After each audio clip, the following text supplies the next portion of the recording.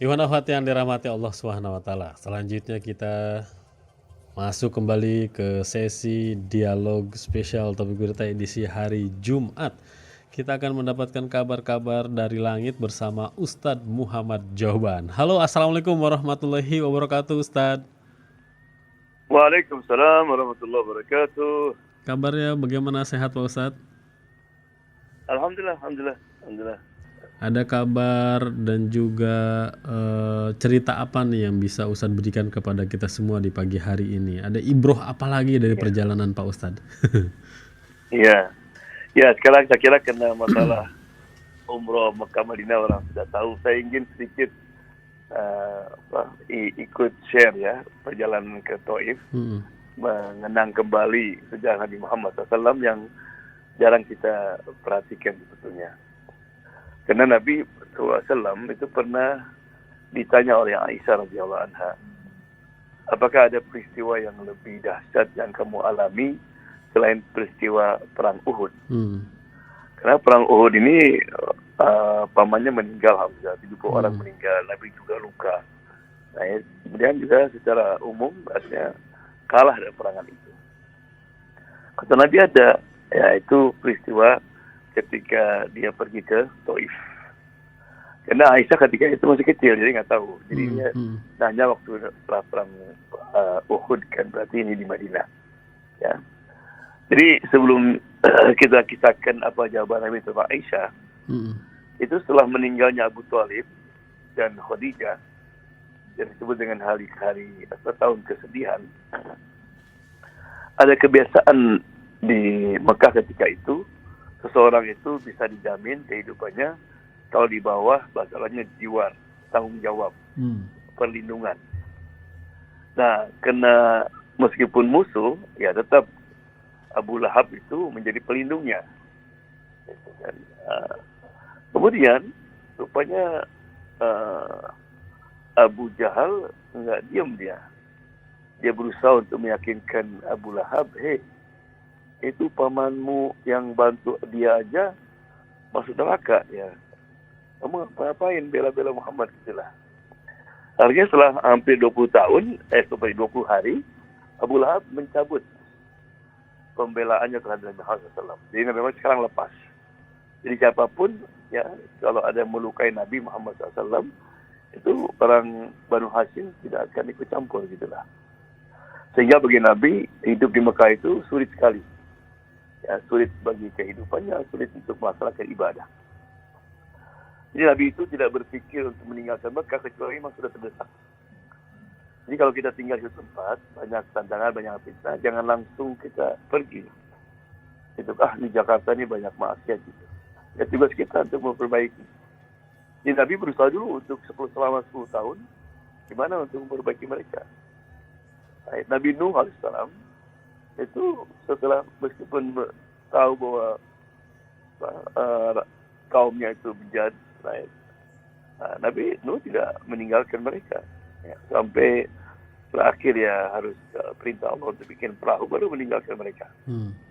Jadi tanggung jawab kita, kalau kita tinggal di tempat banyak maksiat ya kita berusaha untuk menyadarkan mereka.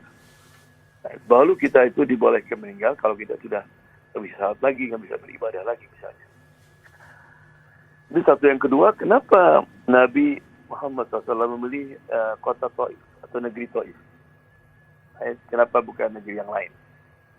Ya, karena Taif dan Mekah ini seperti twin, kembar. Ya. Jadi punya hubungan yang kuat, baik itu hubungan politik, hubungan ekonomi, malah juga hubungan persaudaraan.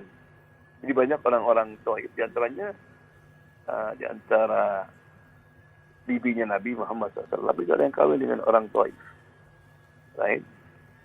Dan negeri Taif ini termasuk negeri yang disebut dalam Al-Quran. Ya. Ketika Walid bin Utbah, itu ayahnya Khalid bin Walid, mengkritik Nabi, right? Dia mengatakan, وَقَالُوا لَوْلَا نُزِّلَ هَذَا الْقُرْآنُ عَلَى رَجُلٍ مِنَ الْقَرْيَتَيْنِ عَظِيمٍ. Kata Walid, kalau betul-betul you know, ada Quran yang diturunkan oleh Allah, kenapa nggak diturunkan kepada salah seorang orang terkenal, terkemuka dari dua negeri itu, Qaryatain. Maksudnya, kenapa bukan yang ditunjuk jadi nabi itu salah seorang tokoh dari Taif atau tokoh dari Mekah? Jadi disebut dalam Al-Quran dalam bentuk Qaryatain, dua negeri atau dua kampung. Ya. Kemudian Nabi setelah bahwa keadaan di Mekah tidak kondusif, para sahabat juga demikian, maka Nabi pada bulan Syawal pergi dengan rahasia. Ya, pergi dengan rahasia bersama dulu anak angkatnya Zaid bin Harithah. Dan juga sengaja perginya naik kaki, jalan kaki ya. Ingat ya, kalau nanti pernah ke Taif itu jalan itu naik sekali, naik gunung itu. Ya, sulit. Kemarin saya enak karena naik mobil ya, jalannya bagus banget. Kalau Nabi dulu naik itu. Kenapa Nabi nggak pakai onta, nggak pakai keledai, supaya tidak ketahuan. Karena kalau ketahuan bahaya, akan terancam kehidupan orang Quraisy. Kemudian juga ngajak Zaid. Kalau orang pergi sama anak angkat kan orang nggak curiga. Paling mungkin ke kebun kemana gitu kan. Nah ini juga penting sekali kita memaknai arti tawakal.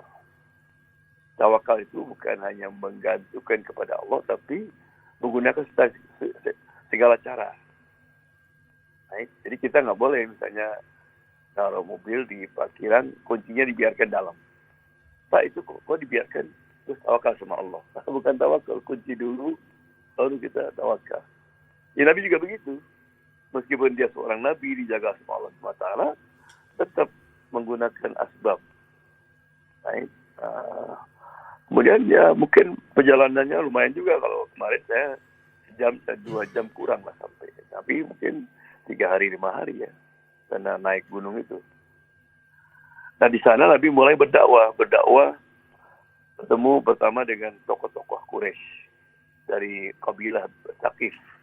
Nah, jadi ada 3 saudara ketika itu. Setelah ayah meninggal, mereka menjadi kayak ketua kabilah itu.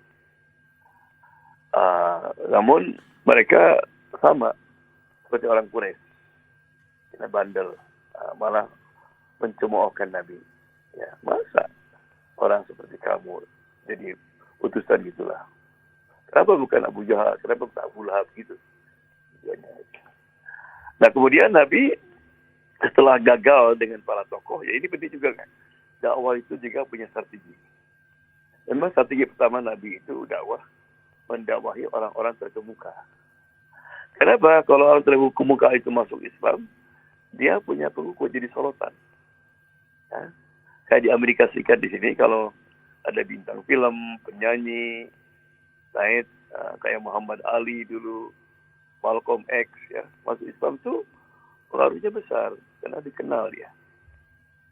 Jadi saya sering kadang-kadang ketemu Nabi, gimana kamu mulai mengenal Islam? Bilang saya melihat film Malcolm X. Malcolm X kan terkenal tokoh di Amerika dulu, yang mati terbunuh bersamaan dengan terbunuhnya JF Kennedy. Namun kalau kita tidak menjangkau, ya tidak berhasil, jangan putus asa. Maka Nabi mulai pergi ke pasar Taif, mulai dakwah lah. Kemudian rupanya orang-orang di pasar itu juga sama, namun sudah ada yang mulai mendengar. Jadi kelihatannya ada tanda-tanda Nabi ini akan ada orang Taif yang akan ikut. Nah ketika hampir seminggu lah Nabi berdakwah, orang-orang elit ya, bahasa Arabnya al-Malak, dia mencium bahwa dakwah Nabi akan mulai ada pengaruh. Nah, ini bahaya ini katanya. Lama-lama Taif jadi negeri Islam. Dia kirim mob, jadi kirim anak-anak muda bawa batu. Kemudian Nabi lagi dakwah dilempari batu. Ya. Sehingga Zaid berusaha untuk menghalanginya. Ya, gimana? Mereka mungkin ratusan ya, ribuan kita nggak tahu. Akhirnya kata Nabi cerita. Nah ini Nabi cerita kepada Siti Aisyah. Waktu itu saya lari. Mungkin sekitar 10 kilo lah. Lari turun ke bawah. Kan dari kota saya turun ke bawah. Turun lari. Kaki saya berdarah, badan saya berdarah. Saya nggak sadar sampai ke tempat namanya Qarnul Manazil. Nah, di situ saya duduk, ada naungan gitu. Duduk saya. Tiba-tiba di depan naungan itu ada semacam tembok ya. Di dalamnya ada kebun gitu. Kemudian datang seseorang bawa makanan dan minuman. Bayangkan kita ini biasanya kalau kita lagi dalam keadaan seperti itu, ya dikejar-kejar, kemudian lapar, kemudian berdarah, kan gitu. Ya, orang sudah langsung makan aja kan. Nabi tidak, dalam keadaan seperti itu pun tidak lupa untuk berdakwah. Dia nggak langsung dimakan. Nanya kepada ini karena ini orang bukan kayak orang Mekah gitu, orang lain gitu. Kamu siapa namamu? Kata dia, nama saya Adas. Dari mana? Oh, dari negeri Niwawa. Itu negeri di Irak dulu. Oh, kata Nabi, itu negeri saudaraku Yunus. Kaget dia. Karena di Mekah itu satu orang pun tidak ada yang tahu nama Nabi Yunus. Dan orang Mekah apalagi ya. Ini kok orang tahu Yunus. Loh, kamu tahu di mana? Betul, dia Nabi, saya juga Nabi. He's my brother. Langsung dicium kakinya Nabi Muhammad SAW. Right? Dan dia masuk Islam dan syahadat. Asyhadu wa annaka Rasulullah. Terus pulang dia, rupanya tuannya Utbah bin Abi Syaibah. Jadi sebentar teruskan, orang-orang kaya Quraisy itu punya kayak villa ya dekat Taif itu, dekat pantai. Karena memang Taif itu nggak begitu panas, maka disebut orang-orang Saudi kalau musim panas, kalau mau berlibur untuk supaya nggak kepanasan itu ke Taif. Karena di sana banyak villa-villa sewaan gitu. Jadi waktu dia kaget, kenapa kamu cium kakinya? Bilang itu seorang Nabi. Apa? Ya, dia tahu Nabi saya, Nabi yang lahir di negeri saya kan, Nabi Yunus alaihissalam. Kamu aja nggak tahu, kan ada yang tahu. Jadi pasti Nabi kan ya. Saya langsung bertanya. Marah si Utbah ini. Makanya ketika perang Badar itu disuruh ikut perang, nggak mau dia. Saya nggak mau memerangi seorang Nabi. Urusan Allah Subhanahu Wa Taala. Subhanallah. Seorang hamba sahaya berani menentang tuannya ya. Allah. Nah, Nabi kemudian makan, istirahat sebentar, kemudian Nabi berdoa. Doa yang saya kira perlu kita hafal ya. Nah, doanya sangat menyentuh sekali. Ya. Dia mengatakan, Allahumma inni asku ilaika du'fa quwwati wa hawani 'alan nas. Anta arhamur rahimin. Wa anta rabbul mustad'afin. Wa anta rabbi ila man takilni. Baik. Oh Allah, aku hanya mengeluh kepadamu. Mengeluh akan kelemahanku, ketidakberdayaanku terhadap manusia. Namun Engkau adalah yang Maha Pengasih. Engkau Tuhan yang lemah. Engkau Tuhanku. Ya Allah, kepada siapa aku harus menggantungkan diriku? Kepada orang jauh itu yang melempari batu denganku? Atau kepada orang-orang yang dekat, orang Mekah yang selalu berusaha untuk menganiaya aku? Ya Allah, selama Engkau tidak marah padaku, aku tidak care. Aku tak peduli. Penting kamu ridho dengan aku, ya Allah. Kemudian terus Nabi bacakan doa yang cukup panjang. Ya. Ya, kemudian Nabi mulai baca Quran.